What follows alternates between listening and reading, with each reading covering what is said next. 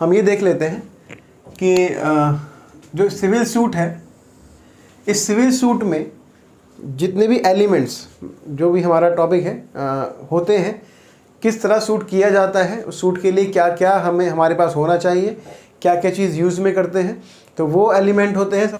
First है parties, second है cause of action, third है some subject matter of the suit, fourth है matter in issue, fifth है some relief and sixth है title, legal capacity, मतलब हम क्या टाइटल देंगे लास्ट में इसको, इस केस का।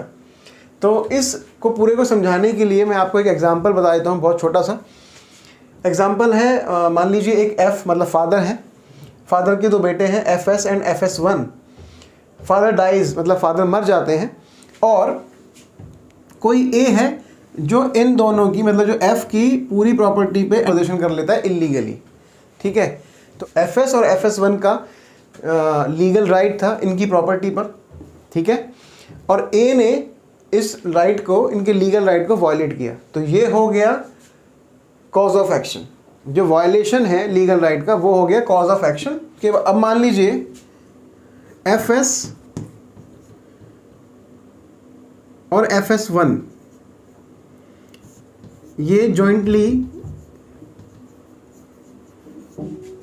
सू करेंगे अगेंस्ट ए, ठीक है, सू अगेंस्ट ए जो ये है यहाँ पे जिसने पोजीशन इनका वायलेशन किया है लीगल राइट का। तो अब जो ये दोनों होंगे FS1 ये होंगे प्लांटिफ, और ए जो होगा वो होगा रिस्पोंडेंट। तो इस पूरे केस में क्या हुआ, पार्टीज कौन हुई, FS FS1 वर्सेस ए, मतलब प्लेंटिफ हुए FS और FS1, ए हुआ रिस्पोंडेंट या डिफेंडेंट, जो भी हम कह सकते हैं। कॉज ऑफ एक्शन इसमें क्या हुआ, violation of a legal right. FS और FS1 का जो लीगल राइट था उसका वायलेशन किया गया ए के द्वारा, तो जो कॉज ऑफ एक्शन बना वो बना वायलेशन ऑफ लीगल राइट। अब सब्जेक्ट मैटर क्या हुआ इसमें, प्रॉपर्टी पर्टेनिंग, मतलब जो प्रॉपर्टी उसने पोजीशन में ली, तो सब्जेक्ट मैटर बना प्रॉपर्टी का पोजीशन, ठीक है। टाइटल इसमें क्या हुआ, ओनरशिप। जो FS और FS1 का टाइटल है ओनरशिप, मतलब वो यही मांग करेंगे ना कि ओनरशिप तो हमारी है इसमें, तो टाइटल क्या बना पूरे सूट का, ओनरशिप बना। अब ओनरशिप वो भी अपनी, ए भी बताएगा ओनरशिप मेरी है, और FS और FS1 ही बताएंगे ओनरशिप मेरी है। तो इसके बीच में क्या होता है, वो प्रूफ से पता लगता है कि किसकी है। मैटर इन इशू, अब मैटर इन इशू क्या हुआ, ये हुआ कि ओनरशिप को किस तरह प्रूव करा जाए, तो वो डॉक्यूमेंट लाएंगे दोनों। अब FS और FS1 हो सकता है अपना सक्सेशन का कोई डॉक्यूमेंट उनके पास हो, या कोई भी और चीज़ ऐसी प्रूव के लिए लाएं, और या फिर ए अपना विल दिखा दे या सेल डीड दिखा दे कि मैंने तो परचेज कर लिया है F से, ठीक है ना। तो ये ओनरशिप ये प्रूव करने के लिए जो होता है उसे बोलते हैं मैटर इन इशू।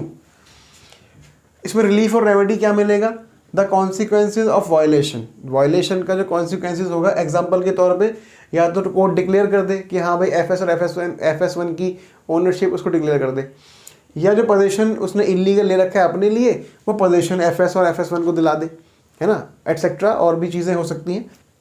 ये एक एग्जाम्पल के तौर पे मैंने आपको बताया कि एक सिविल सूट में parties, cause of action, subject matter, title, matter issue, relief और रेमेडी, जो मैंने आपको बताई कि एक सिविल सूट में क्या क्या ज़रूरत पड़ती है। कोई प्लेंटिफ जो होगा या होंगे वो एक कॉज ऑफ एक्शन पर सू करेंगे, उस कॉज ऑफ एक्शन पर सू करेंगे जिससे उनका लीगल राइट वायलेट हुआ है। ऐसा कोई भी व्यक्ति जो लीगल राइट को वायलेट करता है तो फिर उस कॉज ऑफ एक्शन पर उस व्यक्ति को अधिकार है जिसका लीगल राइट वायलेट हुआ है कि वो व्यक्ति दूसरे व्यक्ति पर जिसने वायलेशन किया है उस पर केस कर सके या सू कर सके।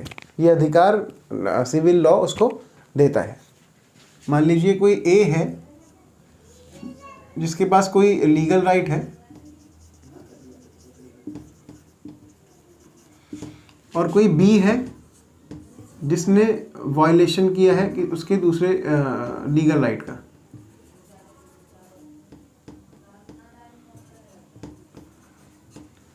तो ए जो हुआ वो प्लेंटिफ भी हो सकता है, उसे प्लेंटिफ बोल सकते हैं, पिटिशनर बोल सकते हैं और एप्लीकेंट भी बोल सकते हैं, एप्लीकेंट बोल सकते हैं। वादी, याचिकाकर्ता, आवेदनकर्ता।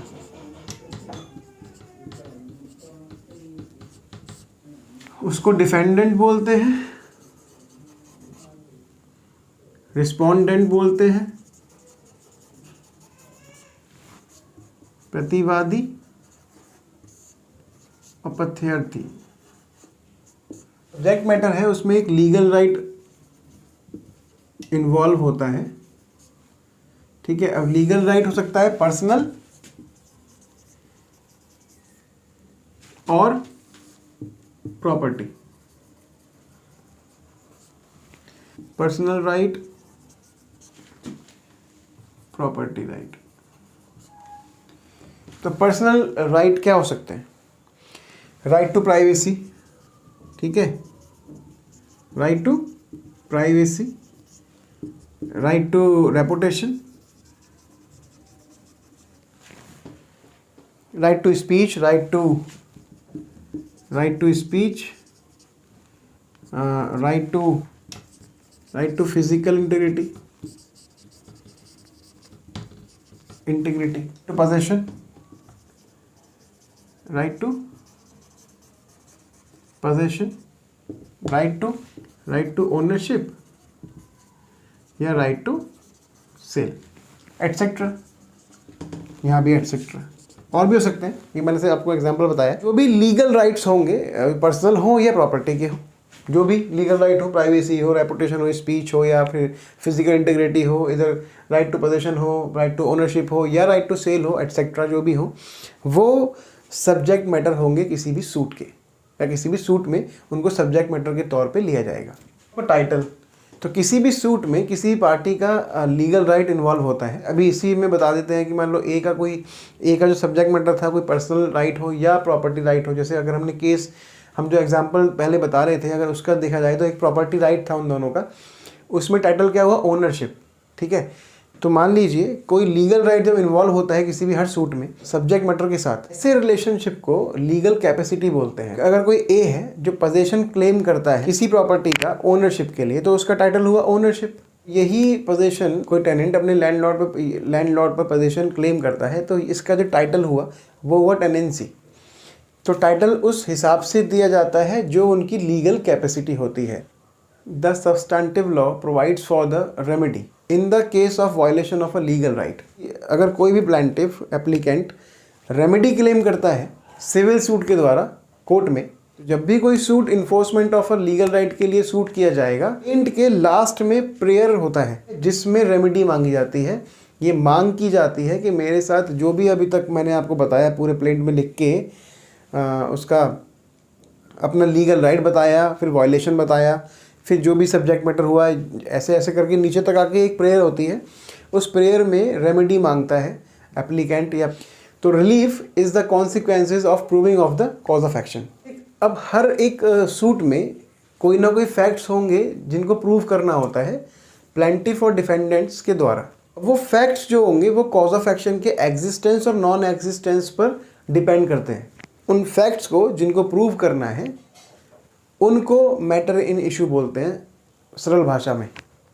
लेकिन कॉज ऑफ एक्शन का नॉन एग्जिस्टेंस और एग्जिस्टेंस दोनों चीज़ें होनी चाहिए, दोनों को प्रूव करना पड़ता है, ठीक है। तो जब वो दोनों को प्रूव करेंगे देन उन प्रूफ्स को मैटर इन इशू बोलते हैं। मान लो ए का हाउस है और ए बी पर सू करता है claiming the possession of house. अब ए क्लेम करता है ownership, A is the owner of the house, the ownership is the title of A. Ultimately A को प्रूव करनी होगी उसकी ओनरशिप। मैटर इन इशू ये है कि किस तरह से प्रूव किया जाएगा, ठीक है। ओनरशिप प्रूव तो करना है ए को, लेकिन किस तरह से प्रूव कराएगा। फॉर इंस्टेंस अगर ए ये कहता है कि मैं ओनर हूँ, तो अगर उसने ये बोलता है कि मैंने ये घर परचेज़ किया था तो फिर आपके पास सेल डीड होगी, वो सेल डीड दिखाइए। एक एफ है, उनकी वाइफ है डब्ल्यू, ठीक है। एफ मर जाते हैं जब भी मैं गोल कर दूँ समझ लो मर गए। तो एफ है, उनकी वाइफ है डब्ल्यू, एफ मर जाते हैं तो डब्ल्यू ने एक और शादी कर ली F1 से। इन दोनों का एक बेटा भी है FS। Has captured the entire property. अब डब्ल्यू और FS इन दोनों ने सू कर दिया F1 पर। तो इस पूरे केस में सब्जेक्ट मैटर जो हुआ वो हुआ प्रॉपर्टी पर्टेनिंग, ठीक है। टाइटल हो गया ओनरशिप। मैटर इन इशू हो गया, मैटर इन इशू हुआ सक्सेशन। ये तो प्लेंटिफ देगा सक्सेशन का, तो प्लेंटिफ देगा, इधर डिफेंडेंट देगा। मान लो उस पर कोई विल हो या उसने खरीद लिया है तो सेल डीड दिखा देगा। इस केस में कॉज ऑफ एक्शन क्या हुआ, राइट टू ओनरशिप, और दूसरा हुआ violation of the right. If क्या मिलेगा इनको, डिक्लेरेशन हो गया मान लो, या पोजेशन दे दिया। एग्जाम्पल जो मैंने आपको दिया है मैटर इन इशू का, इसमें क्या होता है कि आपको ये प्रूव करना पड़ता है कि आप जो चीज़ मांग रहे हैं या जो चीज़ आपने प्लेन में बताया है कि हमारे साथ क्या हुआ है, उसको ये प्रूव भी करना पड़ेगा कि एक्चुअली में ऐसा हुआ है।